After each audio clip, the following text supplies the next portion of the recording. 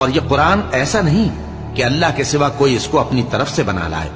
ہاں یہ اللہ کا کلام ہے. جو کتابیں اس سے پہلے کی ہیں ان کی تصدیق کرتا ہے اور انہی کتابوں کی اس میں تفصیل ہے. اس میں کچھ شک نہیں کہ یہ رب العالمین کی طرف سے نازل ہوا ہے.